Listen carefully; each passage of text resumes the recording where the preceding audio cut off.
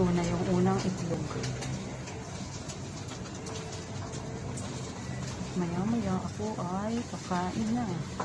Magpiprito din sana ako ng tuyo pero may paksiw na bangus pa pala ako kaya okay na yun. Ang hapunan ko, pritong itlog. Wala akong sabaw kaya kape na lang. Tapos paksiw na bangus. Wait lang, ire-ready ko lang. Palpak yung isa kong itlog. Nabasag ang dilaw.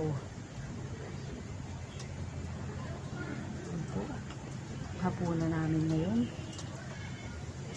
Ang double burner, all courtesy of double burner namin kalan. So, ayan. Iniinit ko lang yung paksiw ko. Yan ay kagabi pa. Pangatlong init na yan. Kailangan na mag-repeat dahil napakahirap ng buhay.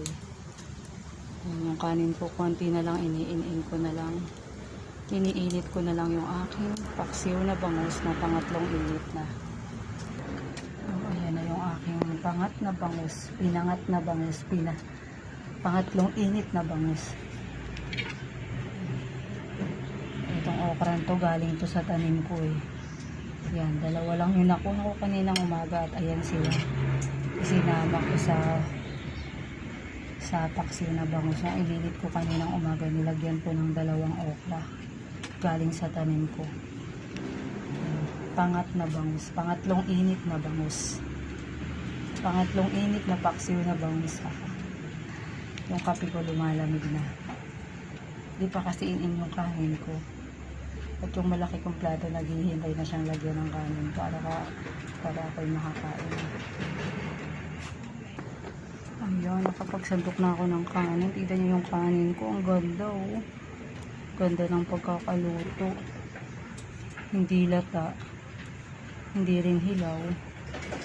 Ang bango pa. So, ayan. Ayan na po ang aking hapunan. Ang aming hapunan.